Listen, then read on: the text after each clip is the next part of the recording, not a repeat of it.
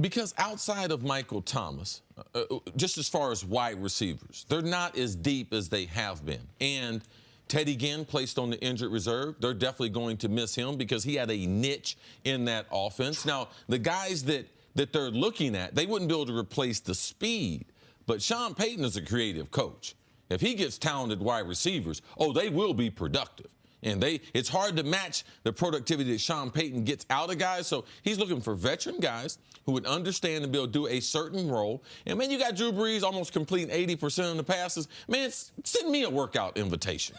Goodness. I mean, all you got to do is just get how open? This much. Because Drew Brees, man, is playing at an all-time high. So I like the fact that Sean Payton's going to bring him in and work him out. Also, Sean Payton can handle the personality. Drew Brees is such a great leader in that locker room. It would be a great fit. I'd love to see Dez Bryant be able to finish especially with a competitor. With a contender, because Drew Brees is so accurate, and because if you don't have to get a ton of separation, the name I'd be interested they're bringing into workouts, Brandon Marshall. Brandon Marshall played this year.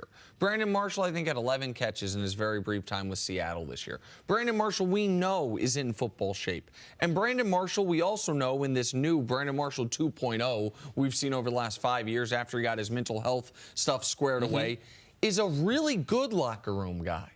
I think things are going too well in New Orleans to add this X factor, to add the idea that you're going to bring in this, what's the word? So it'll be a distraction. Yeah, I don't know if it might be a distraction, but it certainly adds something to the recipe that we could throw the whole thing off, right? Last week, they traded Mickey Loomis and they traded for Eli Apple? Mickey Loomis and Sean Payton have had a history of dealing with players and everything, so I don't see the same thing as you. I wouldn't be worried. Eli Apple, supposedly, him and Collins, they had a falling out in the locker room. They said he was a bad locker room guy. So when you have a strong personality as a coach who trusts his ability, I believe in Sean Payton.